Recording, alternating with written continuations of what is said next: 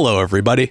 Welcome to another exciting episode of Jimmy's Jambox. We're here. We're back at it again, and we're going to get on into it. But before we do, as always, please make sure to like, subscribe, push all the buttons, do all the things. You know, I don't know where they are, but you do, and I trust you. And with that being said, here's a quick word from our sponsors. Organic herbs and botanicals, skincare and edibles, wellness for body and mind. The Brothers Apothecary. Fine teas and remedies. Ronald Records. From indie gems to classic hits, discover the heart of local music. With live shows all the time, up close and personal, and regular releases on their in-house label. Ronald Records. Supporting the community, one track at a time. All right. Thank you all so much for watching again. Shout out The Brothers Apothecary, Ronald Records, and Portland Water. Thanks for keeping us hydrated. And with that being said, let's go ahead and get on into it. Here is today's guest. Hello, I'm Adam Kocka. Hello. Hey. Thank you so much for joining us. Yeah, thanks for having me. Yeah, why don't you tell us a little bit about, who you are, where you're from, what you do, give us that Tinder profile of your involvement with music. Cool. Yeah. I'm Adam Kocka. I am now living in Portland, Oregon. Mm-hmm. I am a photographer and director. Oh yeah. Video just kind of comes with that. Yeah, it's like if you are doing anything in the realm, you're going to be doing something in all the realms. Yeah. Totally. I dig that. Yeah. What got you into it initially? What did the start look like for you? Yeah. I've always been kind of creative, and I think my mom really instilled always kept me doing something creative. As a kid, she was here's the arts and crafts, type of thing. Yeah. And then I just kept digging into that more and more. And, skateboarding and BMXing kind of became a part of my life. And that's where the camera really intersected with I was going to say, I 100% know what's coming next. Yeah.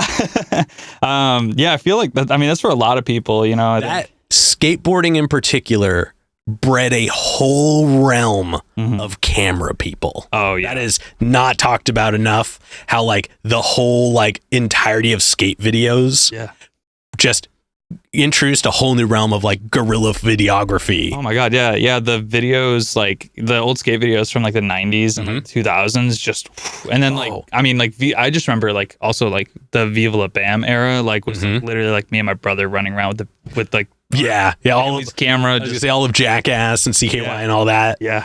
If you weren't a big skate video guy, one you should check out just for its edits. Yeah. The Lakai skate video. I don't remember what it was called. I do remember some of them. Yeah, the Lakai, all their edits between skaters, because they're a shoe company, so they were able to bring on people from kind of all over. Yeah. But the way they transition to each person is super cool. They're all really unique and heavy VFX. Yeah. But also just shot really well. It was a really good video as far as videos go, and also great skaters, because Lakai is just a great shoe company. Yeah, totally. Yeah, my cousins were really into Lakai. Hell yeah. But I'll leave that here for you. Let's get back into your interview though. Yeah. What was the first camera you owned? Oh, okay. Before I owned a camera, I had a little Sony PowerShot that was my mom's digital camera. Yeah. And then I ended up getting a JVC Vario. Oh, can I remember the name of it? It's the JV. Oh, it's G something 320. Gotcha. It was the little flip out screen camera. Okay. Yeah. And, I with that I bought a little Optica fisheye, and I got the Optica X grip, if you remember those. Yep. The little scorpion looking things. Just half of you, they could go on anything. Yeah, that was cool. They were $30 back in the day. Sometimes I think back, I'm maybe I should just buy one. They're still $30 now. Yeah. They're just not fancy. Yeah, they're just plastic. Yeah, they're you could probably make one. Oh, easy. I think, just take it to Home Depot, get a metal pipe bender. Yeah, I was gonna say, I used to actually, the first fish I ever had, I made a fisheye out of PVC pipe and a a peephole for a door. Oh, I found a interesting. Early YouTube video. Yeah. I like, and all he did was he took like tape and he wrapped it around the inside, like duct tape, and wrapped it around the inside part of the peephole until it fit the width of the PVC pipe and slid it in there. And then what was funny is the Sony camera needed to like the lens needed to come out, like eject from the camera, and then it fit over just one of the parts. Oh, okay. I would okay. still have to like zoom in optically to like to make sure like the fisheye fit the whole sensor size on it. But it was pretty funny because like it had a lot of stabilization in the camera, so like you would see like it moving around. Hilarious. But yeah, that was like, you know, I probably broke my mom's camera doing that. Oh, for sure. That's when I was like, I needed to get my own camcorder. And like, what's funny is I found myself pulling still images from the JVC camera. Interesting. And that was like around like I was filming my cousin skating, and I got more into BMXing. I kind of transferred over because I just like felt more confident BMXing. Yeah. At a certain point, I just like wasn't as good at skating, but like fell in love with BMXing. Got really into like the gear of it, like building my bike out and stuff like that, and like was doing that with cameras on the side at the same time. And at that time is when I was like finding myself pulling the stills from the video, and I was like, I need to like properly learn photography. And that's when I like I think I was in high school. I was like probably my freshman or sophomore year of high school. And then my graphic design class was like also I was like really into graphic design, but it was also the room where they had the photography class that they got rid of the year before I got into high school. Oh no. So they had all these like Nikon DSLRs sitting around. So they just had a bunch of cool stuff. Yeah. And I like remember looking at it and like just going to my teacher, and I was like, can I borrow one of these? Yeah. And she's like, well, they're not being used. So, and she's like, I trust you. So like, yeah, go for it. And I started like taking that to the skate park. And so like, that's when like the still images really started to be like, okay, let's do that. And my grandpa, like he did some photography back in the day too. And he did some wedding photography, and he ended up giving me a Canon DSLR. Oh, cool. So that's like what really got me like a good first camera. Yeah. It was like the XTI, which was like I think it was like 10 or 12 megapixels, like pretty small. Yeah. No video capability in it at all. You know, I think for a good photo camera, it's almost nice when you don't have the option. Totally. Like when you're just not like, I could flip to a video for this. Yeah. No, if you just have to point it and shoot it and that's what you get. Yeah. Sometimes less is more for sure. Totally. Yeah. Yeah. I mean, in it, like, I literally taught myself through YouTube, like all the manual settings that way and stuff. And so I just like got a little nifty 50, threw that on it, and just like taught myself like all of that. And then through that, then taught myself film photography like that way too. Yeah. So, hell yeah. But yeah. Well, that's rad. That is definitely a cool foundationary experience. Yeah, yeah. Now, before we get into more of what you do in the present day, I do have a couple foundation questions I like to check in with everybody on. Yeah. This first one's one we ask early. It's one we ask often, and it's definitely a crowd favorite. What was the first album you ever bought with your own money? Oh, okay. You know, the first album I ever bought with my own money was Move Along by the All American Rejects. Okay. I got to see them live at my school. Really? Yeah, they just came by and played in our like auditorium one day.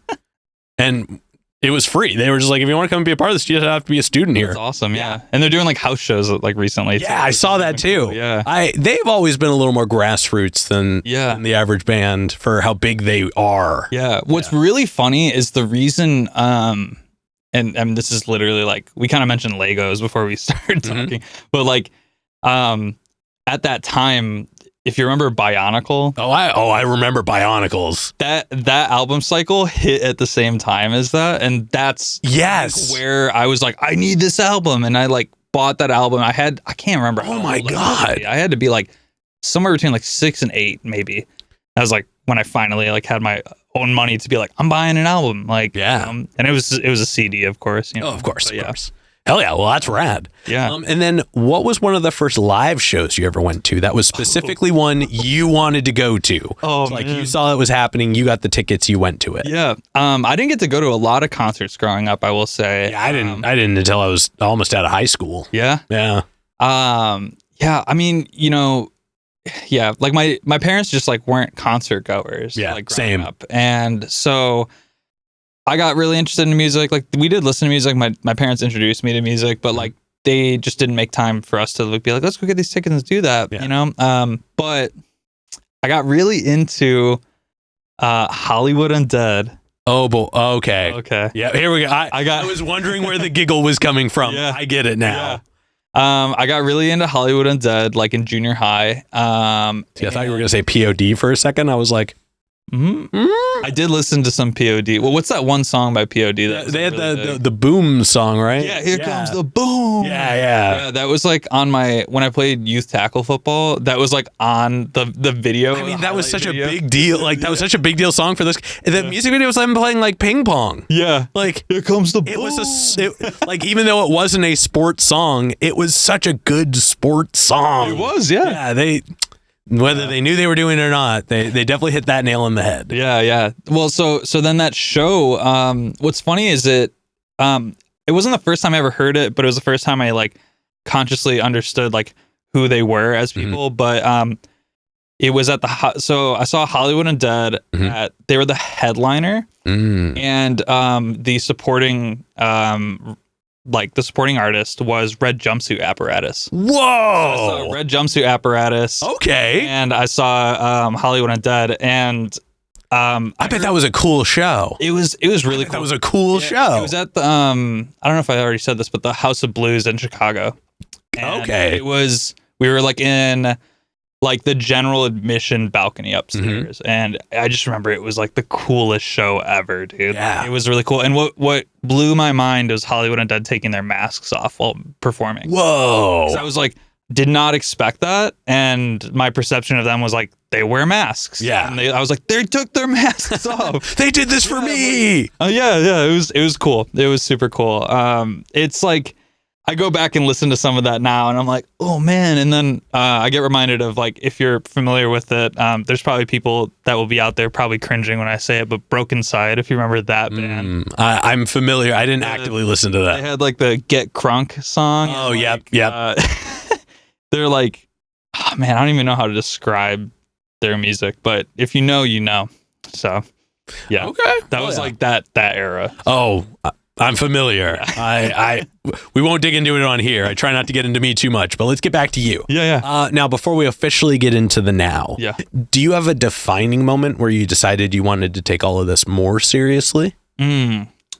Yes, actually. I never had anyone that like totally shot down the idea of a creative career necessarily, but I saw the doubt in people. And so like I was super interested. I kind of mentioned graphic design in junior high. The Chicagoland, the Chicagoland like school system, very good in retrospect. Like I'm very happy with like, it obviously, had like its ups and downs, got bullied, whatever. I mean, but I went to school in California. I also got bullied. Yeah. They're everywhere. Yeah. And they, in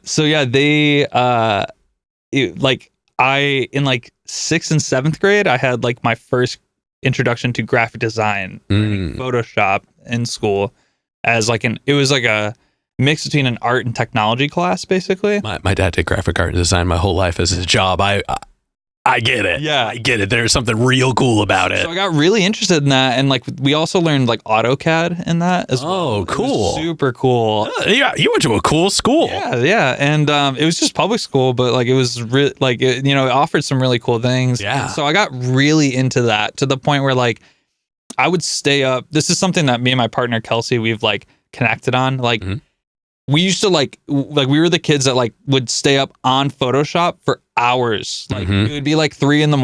or like 4 a.m. Like the birds are chirping and you're like, oh, I just been on Photoshop listening to music like the whole time. Like I would be like sitting there like pirating albums like on my like family computer and like with Allegedly. Photoshop. Yeah, allegedly pirating albums.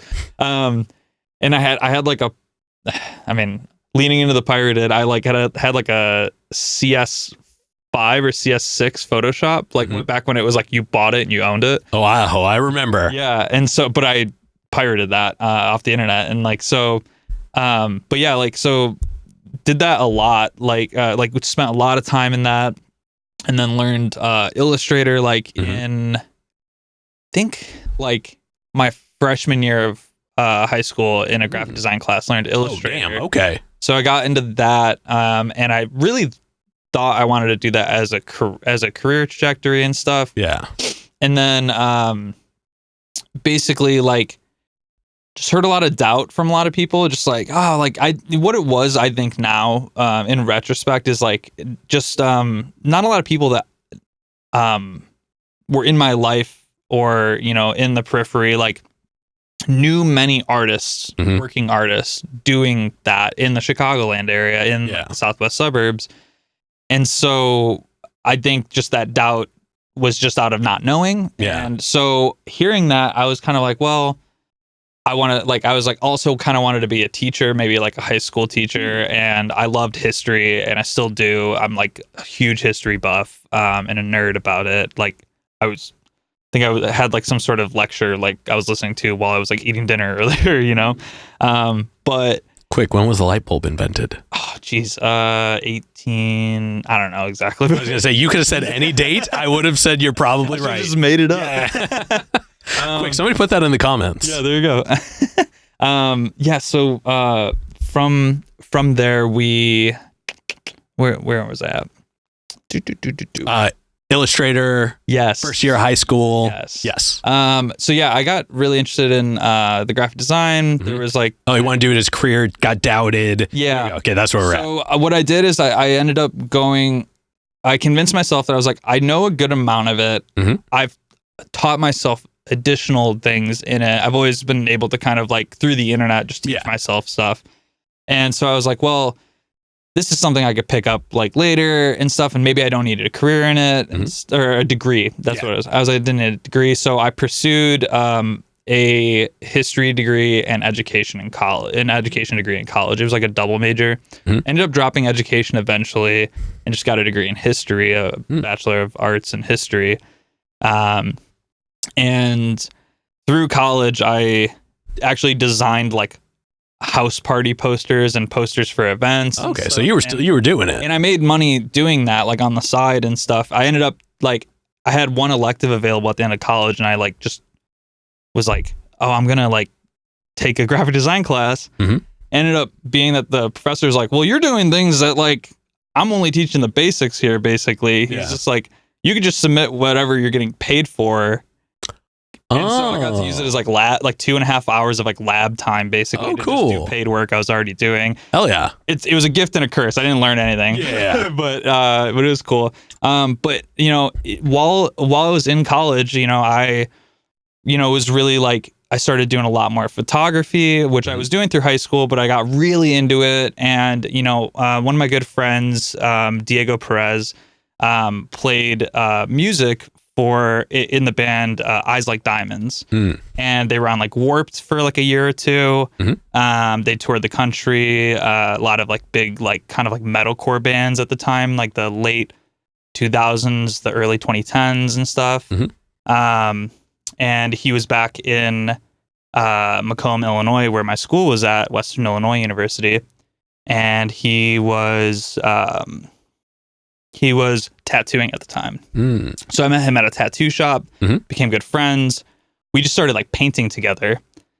And I was just like, give me anything artistic. Like I was like, so like, just excited to be like, make stuff. Yeah. And then I would like take photos, and we like basically started collecting like all the artists in town. Like, and we were just like, hey, we're doing an art night tonight. Like everyone come over. And like, there was a point where like he had a 2-bedroom apartment, and he had a roommate. And so from like his bedroom, the living room to the kitchen, there was like artists all over the place where like you couldn't even like step through the apartment without like stepping on something someone was working on. Like we filled the place, like had music going, like drinks and everything. It was a really fun time. And you know, he just saw my photography and was like, you know, have you ever thought about pursuing this? I'm like, honestly, like I would love to. And so I just like, considered that more, you know, and like while I was in college, I realized like I actually want to pursue art, you know, and I met my other good friend through Diego, Edward Johnson, who goes by Dentist PDX here. He's a tattoo artist here in Portland now. Whole long story about how I ended up out in Portland because he moved out here first. But gotcha. Yeah, like, you know, and then him and I like would basically like it was like interchangeable Friday or Saturday. We would like stay in making art like at his house. And then the other night be out like drinking and partying at like house parties and stuff. So a lot of creativity in college, and just realized I'm like, I would rather be doing something I really like am excited about. And like history is fun, but I was like, teaching felt like the only way to go. And when I dropped that, I was like, I don't know what the direction is in this, you know? And I started finding direction and creativity through working with the camera. Hell yeah. And well, that's rad. Yeah. Thank you for sharing that whole story. Absolutely. It's kind of all over the place. No. I mean, yeah. So is life, you know? Yeah. Well, cool. Thank you for sharing that. Like I said, let's go ahead and let's get on into the present day. Yeah. And we are going to get what I'm pretty sure is a very easy one out of the way, but I ask everybody, how did you pick your business name? Oh, yeah.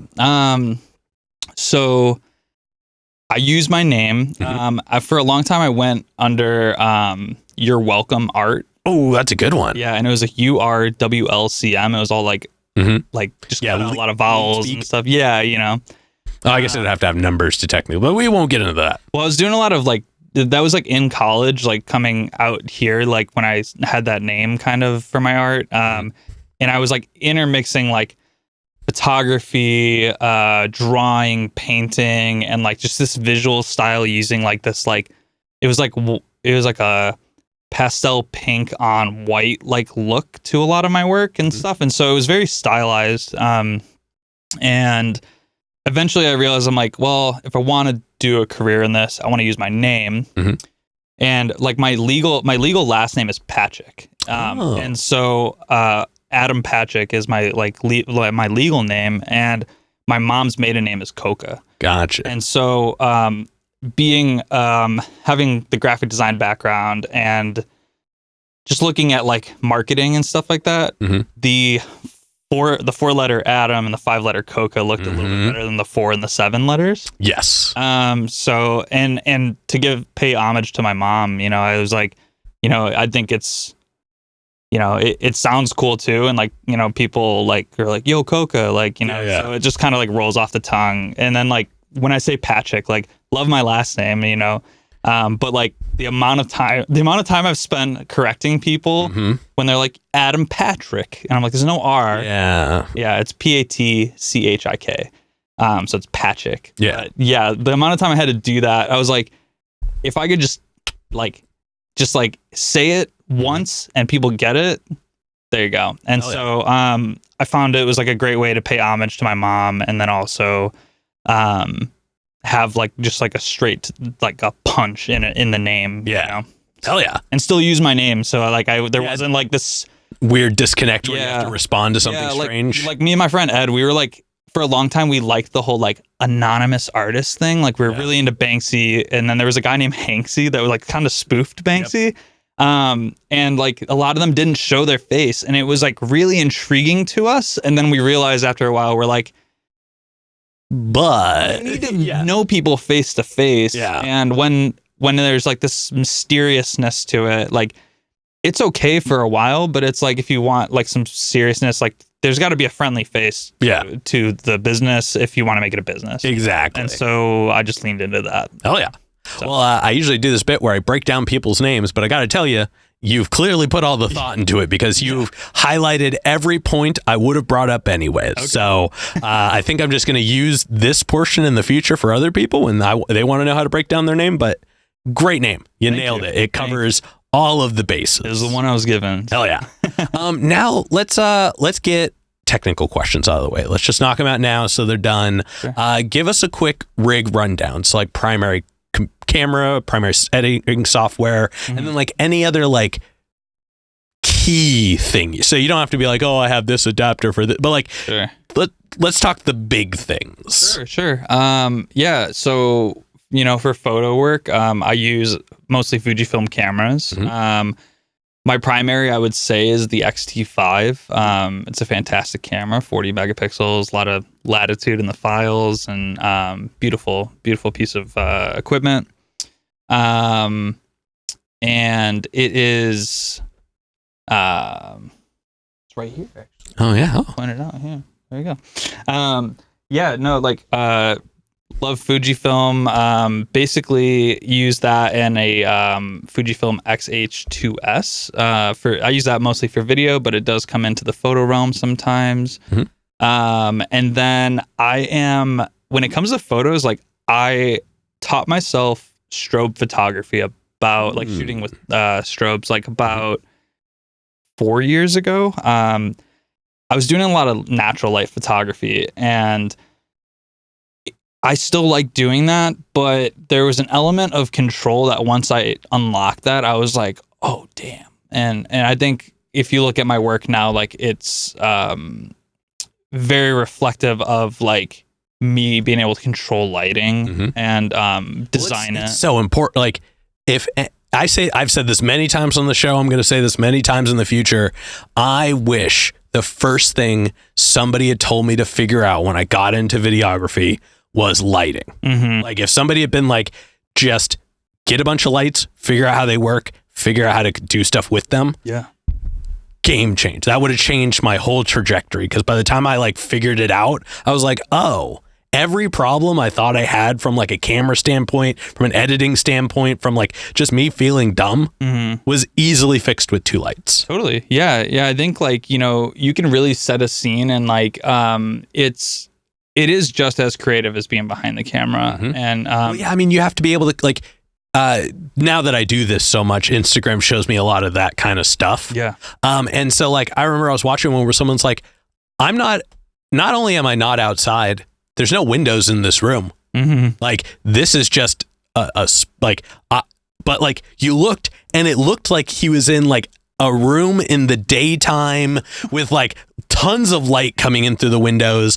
And then he just started taking everything apart. And I was like, yeah, like it's crazy how you can make a whole space feel like anything. Yeah, it's incredible. Yeah. And like learning lighting was such a huge thing for me because like, when I moved to Portland, I thought, like I want to shoot for Nike. And I like saw myself behind the camera doing that. And then like when I finally got there and like shoot for Nike and for Puma, I ended up being the lighting guy.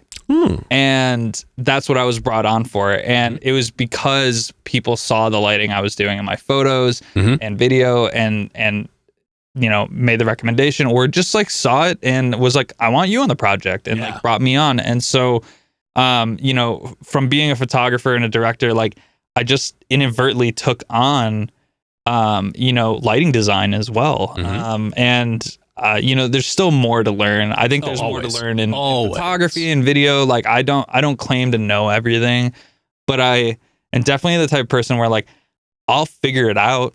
Like if I get enough time and space to mentally like mull over it, I will figure it out. Oh yeah. And so, and I do a lot in pre-production. Like sometimes I've worked with people who like, I've shown up and I'm like, hey, I got like my iPad mini and I have like multiple like possibilities of lighting layouts. And they're like, oh, wow, you're really like, yeah. And I'm like, well, this is what you brought me on for, And like, I do that when I work with artists. Like I inadvertently end up doing like, if I'm just doing a photo shoot with you, I'm also doing pre-production, like creative design. Like I'm going and listening to the music. Like I'm like, hey, is this for a project? Okay, cool.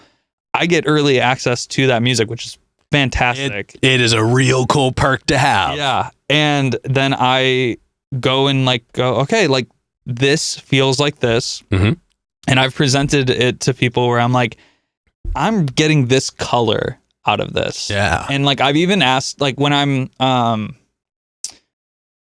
just doing like basic promo where it's like not tied to a project or something like that, people just want like visually like a representation of themselves as an artist. I've asked people like, what's the color of your music? And like that's like an interesting like conversation, because people are like, I've never considered that. Like, and I'm like, well, you'll at least give me like a starting point to consider something, and I might even throw a complementary color, or just a more balanced white light or something that like goes up against that, where like it complements it still too, but like I think lighting's a huge thing for me. That's something I like can't even go without now. I've had a studio for 3 years, and that's been like just a great place to just be like, if I just want to like be like, what does this look like? Or I get some inspiration to do something, like having the space to then go and express it is very beneficial to me. And like I can stay till like 2 or 3 in the morning thinking about things, staring at a lighting setup, like moving things around, and being hot and sweaty in my studio, but like it's been very beneficial, like just to like see it. I'm a very visual person, and I love music, obviously, but like I've made some music. I'm not a musician, I would say. I've just done it out of the love for it, but it doesn't come natural the way that visual art does to me. Well, I mean, they at the end of the day, they're very much their own practices and crafts and such, but the ability to like photograph and videograph, film. There we go. They're all words. To be able to capture music happening in real time, you have to have a love for music to be able to, like, we were talking about this a little off camera, to like be able to be prepared ahead of, like, you can hear something, and even if you don't go, I know this is the 4th time they're doing this, so it's something else is gonna come after it, like almost having that like premonition of like, oh, I could just tell something's gonna happen. I feel like it's gonna be this person to do. So let me get to them. I know I need to go to them. And then the second you bring your camera up, you see them do something cool, and you're like, I did it. Yeah, you like anticipate something really, really dope. Yeah. And you can only do that if you have at least a broader love for music than just putting on the radio. You know what I mean? Totally. Like, and it's not to say you have to know every song by every artist and do all, but you have to have a certain affinity towards music to be able to capture it happening. As much as it can be possible. And then like, simultaneously, like, back to like the, talking about like the high school years and stuff like that. In the background of like the visual art and the things I was really interested in was music. And, I spent a lot of time going to shows. Like once I got my car, I was like, me and my friends after school, we like drive out. We're going up to like the city, or we're going to like Joliet or Aurora to like see like some sort of metal band. And like I got really into metal music. And then I got like end of high school going into college, got super into Chicago hardcore scene. And so I was like, in basement shows, like like in pits, like getting hit in the face, like, like just thrown around. Like it was the most fun ever. And like for a long time I was very into like almost just metal and hardcore music. I'm very pigeonholed into it. And I don't regret that necessarily, but like when you're younger, I don't think you quite have like the bandwidth to take in everything. Like when you're younger too, I feel like music has like a requirement to be a part of your identity. Like, and it very much was. I was like band shirts. Had all like, black. Had the hair. Like wore Vans all the time. Super skinny jeans. And stuff. I would not get into skinny jeans today. It does not. I could not get into skinny jeans today. I don't think I could either, but no, I also wouldn't. No, I like having blood flow in my ankles. You know what I mean? Like that's a nice place to have blood. Absolutely. But yeah, I was really into that. And then, now I'm the type of person where I'll tell you, I listen to everything, not the same way that like people are like, oh, I'm kind of passive about music. Like, but in like an active way where you have to be, especially if you're working with so many music people. You probably take in a lot of local music. Yeah, and you probably take in a lot of different. Scene here is insane. Oh, blew my mind when I think the jazz scene here is crazy. Yeah, I'm sure. Go up to Seattle. I need to. Yeah, Seattle. The Sea Monsters Lounge. Okay. Is like this. Like it's such a like hole in the wall place by physical descriptions, but it's like where those dudes go when they just want to like vibe. Yeah. Like I interviewed a person who did booking for there a couple years back, and she was talking about so many crazy people that like had been there, and she was like, yeah, at one point like even Anderson .Paak came through and like played a set. That's like amazing. Didn't do like just his normal hot stuff. Like he came in and was like appropriate to the room. Oh yeah. And I was like, whoa, that's cool. Like really cool. I wish I could have been a fly on the wall for that show. Like that would have been amazing. Oh my gosh. But so Sea Monsters Lounge. Check it out sometime. It's a good spot for it. Yeah. But getting back to it. Yeah. You at least list that you've done other styles of photography. So, you got, you said you've done portrait and commercial, you do music, obviously, and you do documentary photography. What, like, if you had to move away from music, which one is the next most appealing? Yeah. Or I guess like even like as a style of photography, like which ones are like other ones where you're like, I also vibe with this. Yeah. I think portraiture, which like I feel like on its face sounds a little boring, but I do think that it's part of the reason why like, or maybe like editorial portrait, like kind of in that realm where it's like if you see like some of like the portraits of like maybe like some of the more famous people for like the Wall Street Journal or Vanity Fair and like stuff like that, like shooting with personalities but doing it somewhat creatively. It's probably going to be attached to information. Attached to some information, but also like just very visually striking. That definitely there's a part of me like deep down, like the like old photographer soul in me too, that is also documentary photography. I fell in love with street photography. I was like, I want to just be out there like shooting street all the time, like getting that candid moment, that decisive moment, the the Cartier-Bresson decisive moment. And I still love it, but there was a part of me that was like, this, I hate to like lean into like the like, this isn't marketable, because there's people that do it, for sure, and I respect it. But like, I had to like mentally create a space for documentary photography for myself, or street photography or documentary. Like there's some difference, sure. But I put that in the realm of like my personal work now.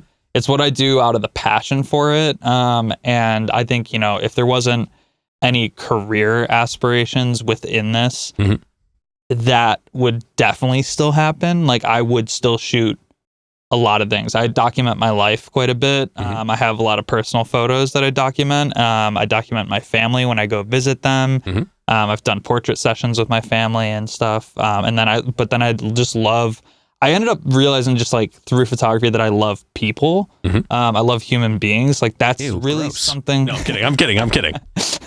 But yeah, no, I realized like I really, I have an affinity for just the humanity you see in people. And, I realized that like sometimes when people are like missing from a photo or the lack of evidence of a person, sometimes what people leave behind is just as interesting as them. Like I have an ongoing series called Leftovers that I'm still working on. I don't know how many years it's going to take, but it's when I'm shooting street, I find I keep an eye out, like some street photographers will call it like a trigger. But if I like see evidence of someone living and moving things around and they left it and they're no longer there, I'll photograph that sometimes. And so like, there's quite a bit of work that I've shot over the last couple of years, like doing that, but I plan on continuing it and just like filing it away like into a folder that I have. But yeah, that, like I just realized that like through photography, I'm really drawn to people. And like sometimes like inanimate objects or scenes like landscapes bore me because there isn't like a human element to connect with and stuff. And so naturally photographing people was like part of that. Musicians happen to be people too, so like and that's really cool. There's oh no, I'm blanking on the name of the person, but there's somebody in the Portland area right now who's working on a series they're all portraits of people who make music here. So like they book out a space, they book out a time, and they say, if you come down to this space during this time and you are a musician in this area, I will take your portrait and add it to this collection. Nice. So I'll have to connect with them. I was going to say, who that is. Message me after. I think I know who it is. I don't want to say the name on here and be wrong because I'm the worst with names, y'all. So sorry about that. Yeah, we discussed that. But yeah, definitely message me after this. I promise I'll be able to figure it out super quick. Yeah. And it's a cool series. Cool. Or I think they have a Facebook for it. So one way or another, we'll get you that information. And if I can remember it in post, I'll put it on the screen too, so y'all know as well. But I'll probably forget, so I'm sorry. But getting back to it, you have actually done shoots with a handful of people who've been on the show, namely Lambo Lawson, Suave the Jedi, Jalifa M. But when I was looking at the list of mentioned artists on your site, you also had one that I wanted to ask about. Yeah. I saw that you had listed Sleeping with Sirens. Yes, yeah. How did that come about? Yeah, that's like a crazy happening. Nice. I'm glad I asked. Yeah. Yeah. So my I mentioned him a little bit earlier, but my good friend Edward, Eddie. Yeah, shout out Ed. All three names there. He is a tattoo artist here in Portland, goes by The Dentist or Dentist PDX on Instagram. He tattooed Kellen Quinn, tattooed his hand, a tooth on there in 20...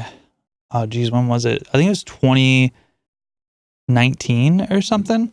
Okay. And so through that, he was like, hey, like, my friend Adam really likes your music. Like I grew up listening to, Sleeping with Sirens. And he was like, can I put you guys in contact with one another? So he got me connected with Kellen.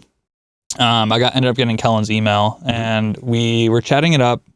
And this is right before COVID. So I'm chatting it up with him. We're like trying to find a day. I think he lives in Medford, like Southern Oregon. And I was like, oh, I can drive down there, like, and stuff.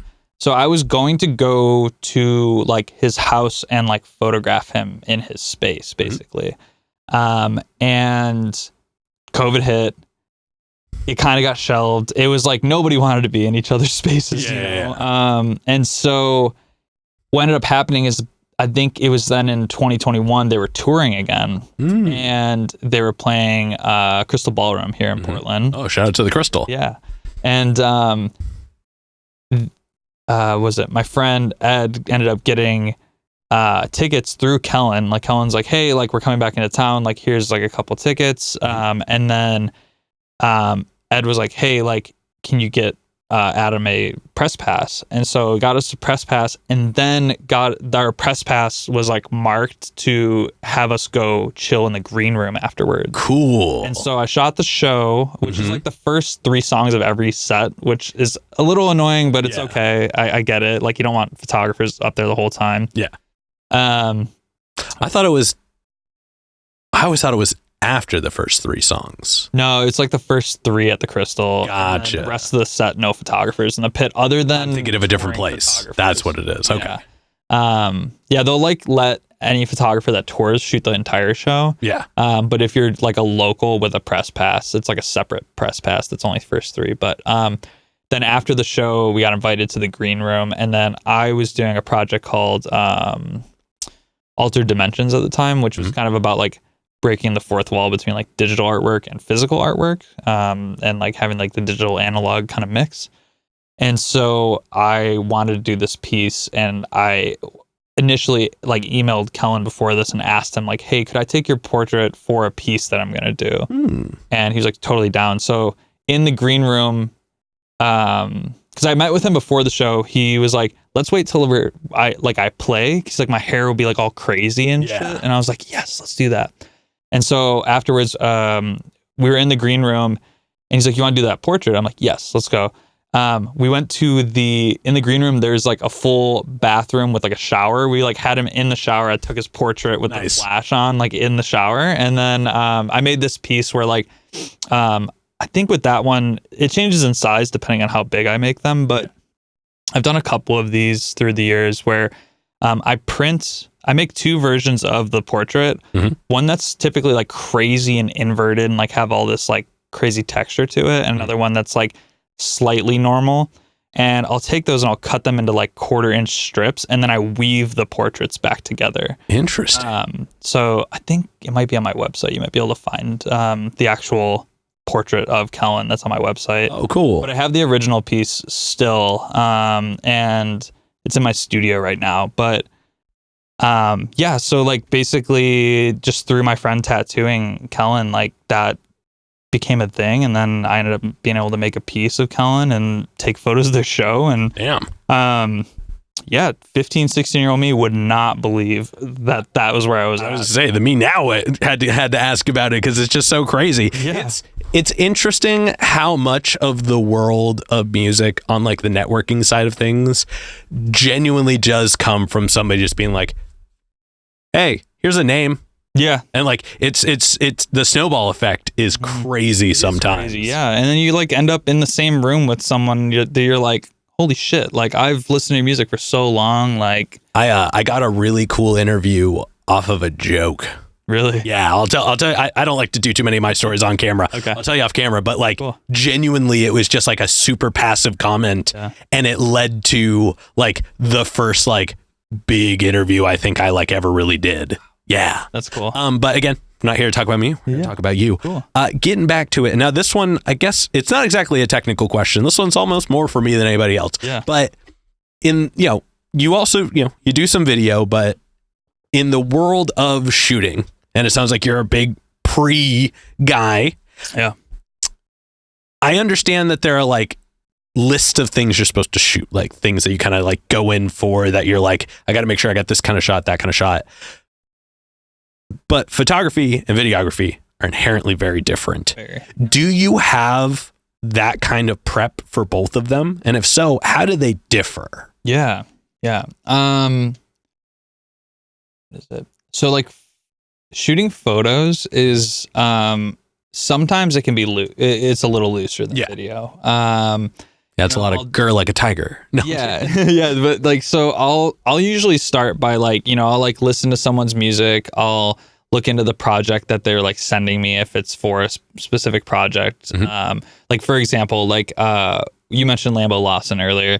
I did the Final Trap Fantasy album cover, and he came to me with the Final Fantasy, like there was like a Game Informer cover. He's like, I basically want to do this both like, but like my style. And I was like, so you mean like green, right? Yeah. he was like, yeah, of course. He's like, how did you know? Yeah. And so I basically like looked at that and then made a, I started by like kind of making a mood board with what he gave me as like the inspiration, and then kind of built on that. And with that one, like I started like kind of like, this might be controversial. I started like using Photoshop's like AI tool to generate. Well, this interview's over. No, I'm kidding. to generate like flames. Yeah. And then I ended up actually using like a textural pack that I ended up finding. But like I started there to see like, can I get something out of it? It didn't work. And then I ended up like finding that texture pack. But I like was trying to like get it to like make a certain shape in the flames and stuff like that. And yeah, like, so I'll like take what either the artist gives me or I'll just interpret it with the photos and make a mood board. and then have like some general shots that I like really want to shoot. Sometimes I'll go back through notes from like the past year of concepts that like woke me up in the middle of the night and I wrote them down or something. And I ended up doing something like that with Lord Lawrence, if you ever shout out Lord Lawrence. Yeah. Big friend of the show. He's been on like 3 times. Really? Yeah. Oh yeah, I love Lawrence. So we ended up doing like a concept that was like a year old that was just out of my notes because I saw he had like a disco skull mask. I was like wanted to bounce lasers off of it with the smoke machine going. You did that shoot. Yeah. Yes. Yeah. Yes, I remember that. Yeah. I do remember that. Awesome. Yeah. I love that shoot too. That was good. Hell yeah. But yeah, so like I'll like kind of pull from like some other things and then I'll like make the mood board and have some general like ideas of like posing sometimes. And that's about like as tight as it'll get. Like unless it's like very specifically like visually needs to tell a story or something. With video, it'll then go like mood board, initial meeting. We get together, we talk more about it. We talk about like if it's a story, if we're shooting for coverage, if we're shooting for like kind of like looks or like using light to just tell like a metaphor surrounding the music, you know? And then I go into storyboarding and then take the storyboard and mix it up into a shot list so that the shooting order makes sense. So that we're not like trying to recreate shit back and forth. But yeah, so like that gets really intensive, and like I've had a couple video shoots where I've like almost burnt myself out in the pre-production stages. And luckily, you know, everyone I've worked with has been like in those 2 specific projects, like we either picked up or we all just were like, you know what, let's move on. We'll pick up elsewhere, and we have, you know, with those artists and stuff. And so like it's just good to have some balance in that. And that I found my limits at times. Yes. Oh, you know, boy. Like in the pre-production stages of some of these videos, you know, so. Yes. Hell yeah. Well, thank you for sharing that. Yeah. And this next question, this kind of taps into more of that thought process, but just kind of on a broader scale. Do you ever have any interest in doing like, I don't know, I'm not going to use any of these terms correctly, so bear with me, but like any kind of like feature film or like, you know, like something a little more cinematic, like a movie or like a short series or like a narrative. Something where it's like, you know, something where it like involves like some acting. Yeah. 100%. Yes. I'm a huge movie buff. Absolutely love movies. Like, like Jumanji. Yeah. Jumanji. Yeah. R.I.P. Robin Williams. He's the man. The great. Yeah. Like I think I knew before this, but there was a movie that really made me go, oh shit. And it was made in 2017, but in 2018 was the first time I actually saw it. And it's the movie A Ghost Story. It is by David Lowery. He's the director. He also did The Green Knight, if you remember that, by A24. Yeah. And he's done like a lot of other stuff too. But A Ghost Story is fantastic. It was shot with a crew of 16 people. And it was like all shot in one location. Majority of it. I think some of it was shot in some other locations, but that's like a very specific sequence in the film. Yeah. But working within limitations has always been something that like as a small artist I've done, and it was inspiring to see someone work within limitations that were like, I think he might have like found the funding for the film. Yeah. I can't remember exactly, but I think like there was something about like, it was more of a passion project, but he got like, it was Casey Affleck and Rooney Mara in the film. And you know, there's like some big names attached to it, but it's really cool. And there's like, it's really funny, but there's a cameo by Kesha in that film. Interesting. He's just like at a party, like with one of the, like in the character, like one of the background characters kind of. Gotcha. Because she's friends with David Lowery, I guess, in real life or something. That works. So, I just saw that Michael Jackson made a cameo in Men in Black 2. Oh yeah, he Yeah, did. totally forgot about that. Did you know in other international versions he's not in it? There was regional cameos from different. Oh, I found that out. I didn't know that. Yeah, that's super cool. That's a really cool. That's good to know. Yeah. Huh, what a world. Yeah, if you like watch like the Chinese version or whatever, it's like Chinese actors, like people who are relevant to the audience. That's cool. And so they did that a couple times. Like there's like a EU version that's like more relevant to EU people and That's stuff. like the Swedish chef from Sesame Street. Oh yeah. He's not called the Swedish chef in Sweden. What is he called? I think he's the Polish chef. Oh, okay. Yeah. That's funny. Yeah, because they got a little bothered because they were like, we don't sound anything like that. That's so funny. Yeah. But getting back to it. Yeah. Thank you for sharing that. Yeah. Now, I've got one last question to go before we move on to the next portion. Sure. And this next question is probably the densest question in the interview. But we've talked about, your experiences, the actions, the reactions. But when it's just you and photography one-on-one, what does it give back to you? And I mean, obviously you can expand to cover more than just specifically photography, but just the creation, your craft. Yeah. What does it do? It gives me like peace of mind, I would say. It gives me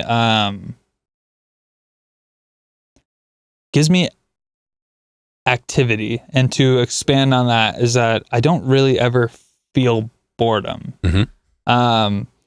If it's we live in Portland, so it rains, right? Like Portland and Vancouver, right? So it rains. And I bought a bunch of gear that's weather sealed, like weather resistant. And so if it's raining, I don't have an excuse not to go out and shoot. If it's, sunny out, I don't have an excuse. Like I often take my camera everywhere. There are times like when like I'm doing my day job that like sometimes I just don't bring it. But generally, like if I'm out somewhere, I have some form of camera, if not at least my iPhone. But like I don't really care to shoot on my iPhone. Really. Same. Yeah, that's more like I consider that like note taking. Yeah. Like when I take photos on my iPhone. I like to use I like to use the phones or the photos for like if I need to show off like gear or like explain something to somebody later that requires visual aid. I'll go sometimes I'll go like location scouting and which again requires visual aid when you explain it after. Yeah, and sometimes just my phone is just the easiest way to like capture like a wide angle, like 1-to-1 and then like a little bit zoomed in, but it's like using one of those viewfinder things that like directors have. Yeah. When they're like trying to get a feel for what the shot will look like. My iPhone. Yeah. Actually, there's something to that. I'm gonna leave that for later. But I'm sorry. Did you have more to share on the answer?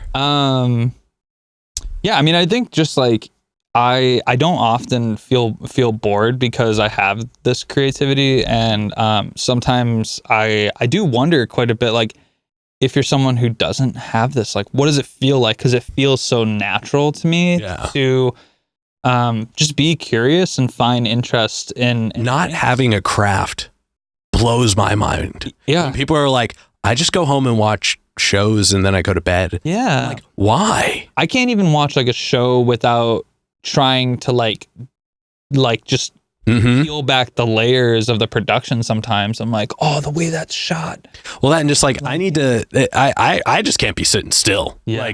Like anytime I'm gonna put on a movie, I will usually grab my like pack out gear and I'll unpack and repack everything and see if I can like get it more efficient, or like if I can't be at my computer editing, I need to like be working. Yeah, like I have a whole room that's definitely enormous that like this is the biggest room I've ever been in. It's huge. The pool's back there if you want to go after. Yeah. You should see the backstage. Oh yeah. Yeah. But like, it just like I've spent so much time in this room. I pulled it apart. I put it back together. I'm like you. I have been in here so long that I've seen the sun come all the way up before I'm like, I should stop. Yeah. They don't let you leave. Yeah. You're stuck in here. Yeah, pretty much. Half the time I can't even find the door.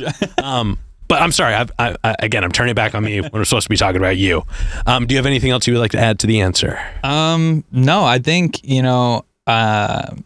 find something creative.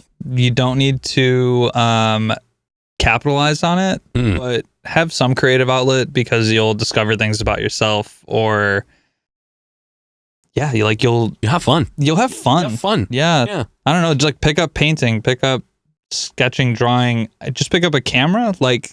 Just document your life. And the thing is too, the thing about documenting your life, this is crazy, is the pictures will be boring at first if you're just documenting your life. But 5 to 10 years from now, you're going to be like, holy shit, this is a time capsule. I stumbled across an old camera. Yeah. Like an old camera. It actually also might have been a power shot. Oh yeah. But I pulled it out and there was only 4 videos on there. And all 4 videos were me and a very old roommate of mine when we were working on music together. But they're like full songs. They were us documenting them being played so we could review them later. Yeah. So it's just like us in the kitchen. And I was just like, this is cool. Yeah. This is like, it was like finding a time capsule. Yeah. But I'm sorry, I'm doing it again. That reminds me of I think the thing is too, is with the finding a craft, not being afraid to make something bad or to make something that fails per se. Oh, for sure. It's a huge thing. I'm a firm believer that you should learn to fail to learn to succeed in a way. And I mentioned I tried to make music. It's not great. There's one song recorded. I'll send it to you afterwards. Oh yeah, too. Please. I'm curious. It was and I played in a band in college, just did a couple basement shows, and I was just screaming into a mic basically, but I had fun. I didn't make great music, but I was surrounded by people that made great music. Yeah. And it would be this one song we recorded that I'll send to you is so good that my vocals, I'm like, damn, I feel like I could have even done better on the vocals, but we're actually going to retape you doing them live. Yeah, there we go. But we'll just be open to not being the best at something, just having fun with it, I want to adjust a word from what you said, because I think the word is more the problem than the actual thing. I don't think failure's the right word for it. Sure, okay. Because they're not even failures. You're just trying something. Yeah. And it doesn't reach the outcome you wanted. Yeah. That doesn't mean it failed. That just means it turned out differently. Totally. But if you still put something out, if there's something finished at the end, I count it as a win. Yeah. Just because and who's it was with Machado Majiga. Shout out Machado. Shout out Machado. This man has put out Machado. He has put out so much music. Yeah. So much music. Plays with Daryl Grant Trio. He plays with everybody. He is violently talented. I've walked out of my partner is vegan and I've been vegetarian for 4 years, and I walked out of I'm pretty sure it was Veg Fest. Machado was just playing drums outside, and I was just like, that's what he does. What the hell? That's awesome. Yeah. He makes all of his he makes a living out of music. Yeah. But his whole thing was just be putting out music. Yeah. Not like you said, not to monetize on, not to be climbing the steps or the ladders, but just put it out, because it flows out of you. Yeah. And then the ability to learn to be comfortable with saying when something is done, that takes so much practice. Yeah. The ability to decide that it can be let go. Yeah. Is something that you have to learn. And then you learn from that. And sometimes it has to be out for you to not look at it, but for you to count it as a finished product. Yeah. Or experience. Because when you go back to an old project that's in process, you're going to have the same feeling as when you touched it last. Yes, time will have elapsed, so you'll be different, but you're going to hear it and it's going to look the same as when you left it last. It's going to sound the same as when you left it last. But when you press it, when you put it out there, and then you take it so far out of your brain for a little bit that when you come back to it to learn from it. Yeah. You can look at it with more educated eyes, a more educated brain, and you're going to take away the things where you're like, oh, actually, how did I get that to be that way? Or, oh, I now know I wouldn't do that. you can learn from your past, but it has to be there. If you don't do anything, you never do anything.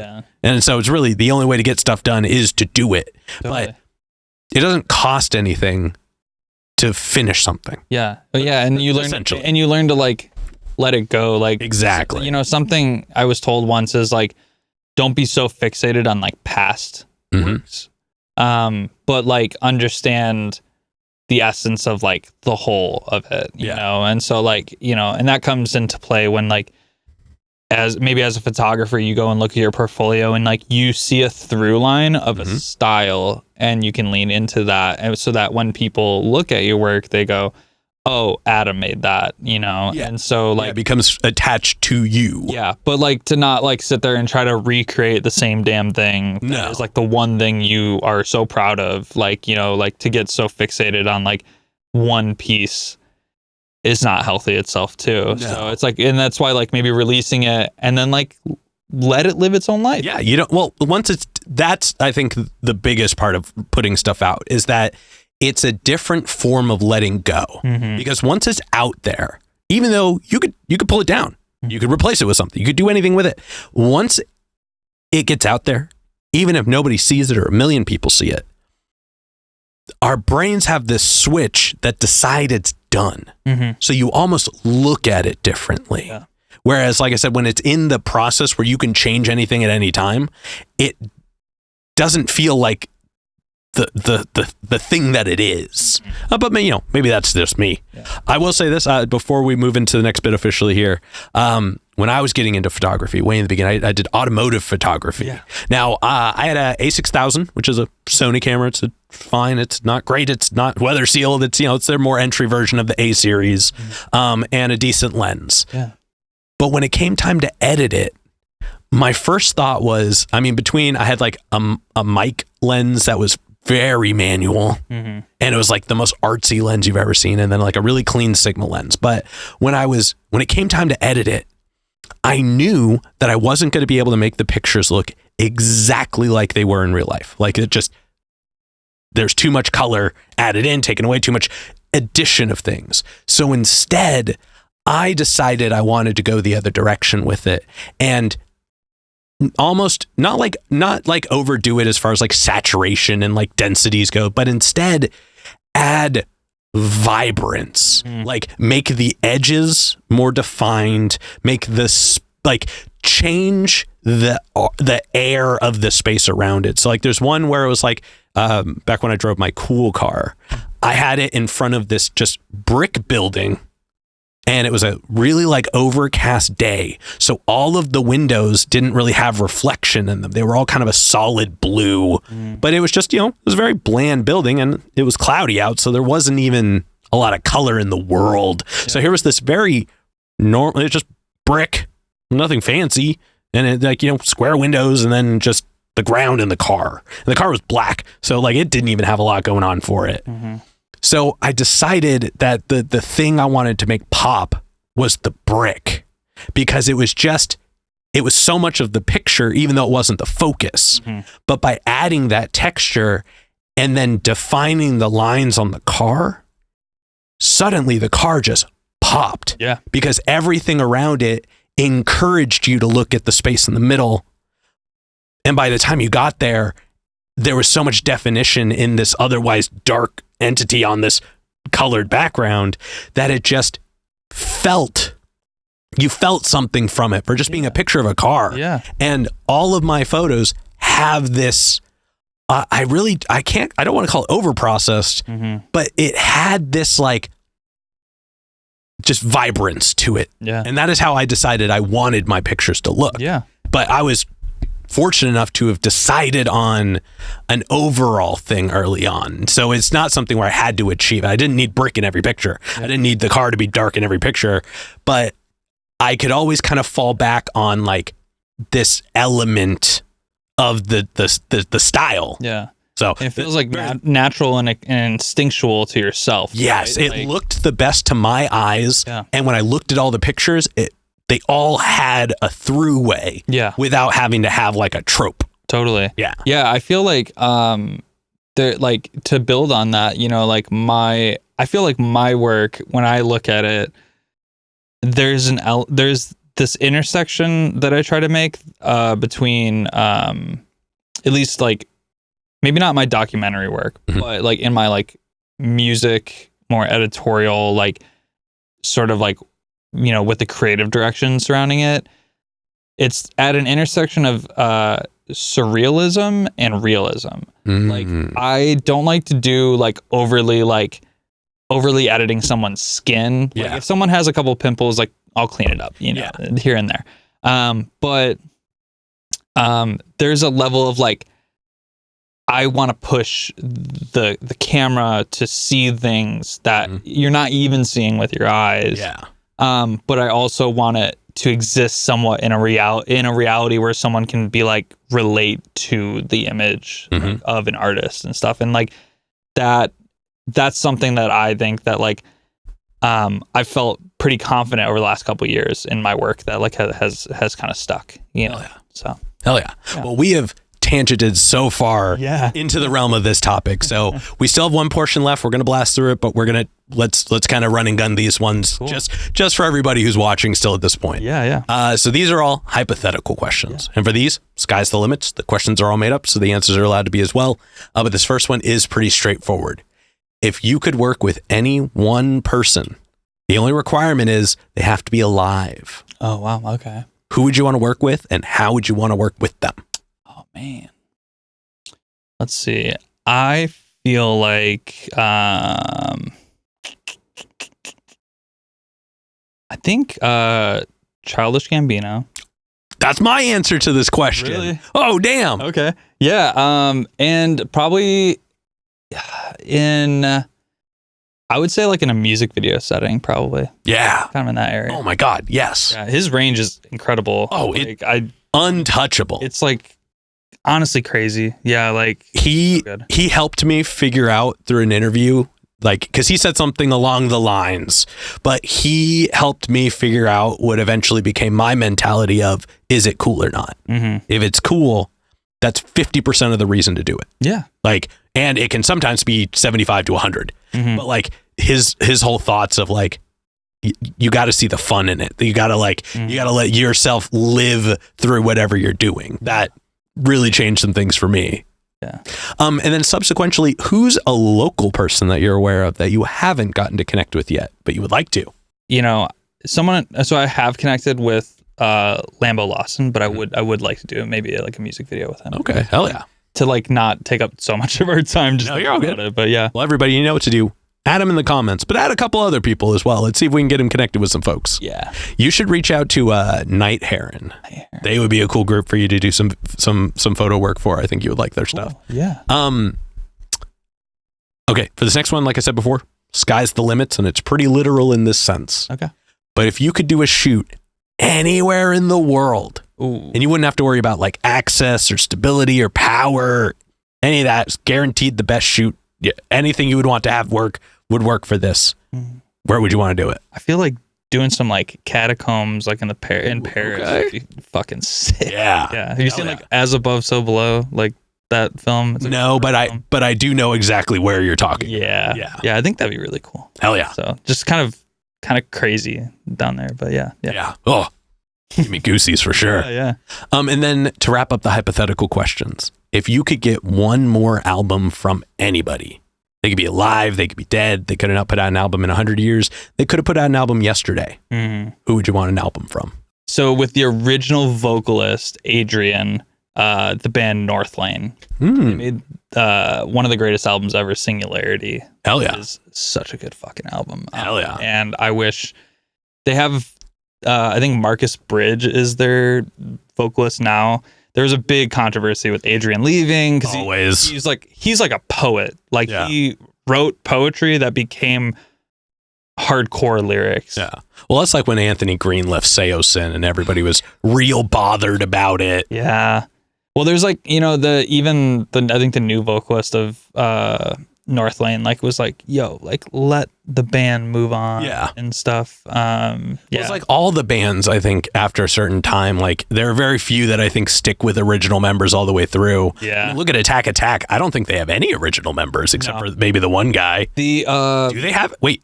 I don't think they don't do music anymore. No, they do. They do? They're putting out it either just came out or it's coming out this week. They have a new album. Is that with Caleb Shomo? That's what I'm saying. I'm the worst with names. He was in Beartooth. He had Beartooth, that band. Yes. I saw Attack Attack at Mojo's in Joliet, Illinois.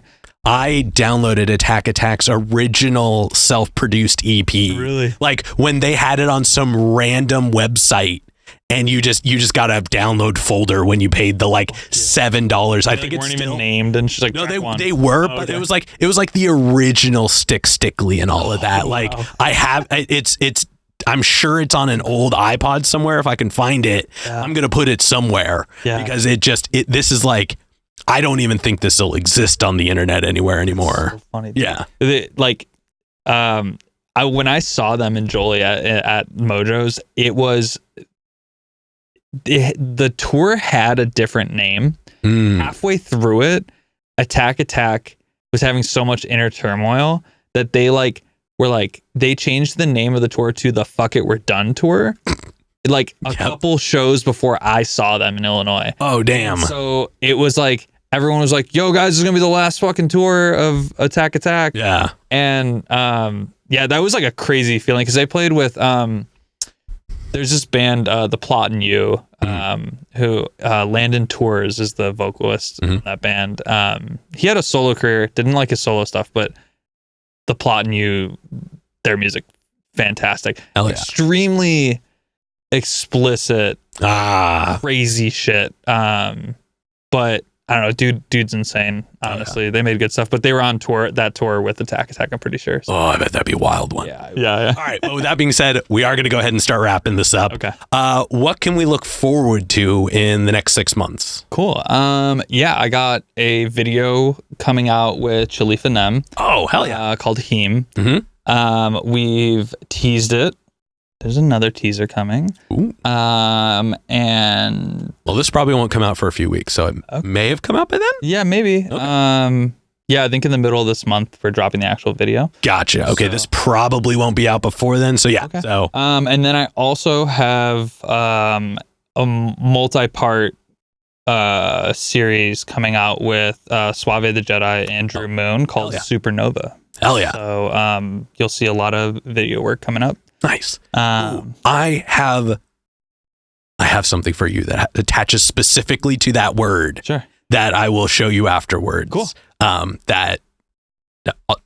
do it after. Awesome. For this next one, go and look straight at your camera. Tell everybody how they can find you. You can find me on Instagram @_ Adam Kocka. That's KOCKA, or adamkocka.com. Hell yeah. Awesome. And then any other plugs, any other shout outs, anybody else you want to put on while you're on here? Let's see. You've definitely name dropped a grip of people. So if you don't have a long list, that's fine. Yeah. With the Heme video, I worked with Megan Sutton. She's a fantastic DP. Shout out Megan. Always enjoy working with her. And yeah, that's my shout out. So, hell yeah. Cool. All right. With that being said, then I've got one last question to go. Yeah. But before we do, I'm going to steal the camera for just a second. Cool. As always, y'all, please make sure to like, subscribe, push all the buttons, do all the things. I don't know where they are, but you do, and I trust you. And one more shout out to the Brothers Apothecary, Ronald Records, and Portland Water. Thanks for keeping us hydrated. And with that being said, the final question. And this is entirely up to your interpretation. Okay. But in all of music, what is an album you feel is more on the obscure side? It's a bit of a deep cut. It's one not a lot of people would know, but it's one you think everybody should know. The Zombie EP by A Devil Wears Prada. Oh, okay. One of my everyone should know that albums. That is a good one. That's a good one. Ooh, okay. Before we officially wrap it up, I got to ask, are you an Enter Shikari fan? Yes. Thoughts on Enter Shikari's first album? And how great would it be if they remade it now? Oh, it'd be amazing. Oh, So good. I listen to that album at least 3 times a month. Oh, really? Still, it is. I have to go back and listen to it. There were elements to that album specifically that kind of changed how I wanted to approach music. Mm-hmm. And then they kept recurring elements from the first album throughout every album they've had since. Yeah. It's incredible. Yeah. The artistic vision that went into their discography. But I feel like you and I could just spend hours on music from that time period. Oh, yeah. With that being said, we are going to go ahead and wrap this up. Awesome. Thank you so much for joining us today. Thanks for having me. Yeah. And this has been another exciting episode of Jimmy's Jambox. I'm Jimmy. I'm Adam. And we're signing off. Later, y'all. That's a wrap. This is not a podcast. This is a show.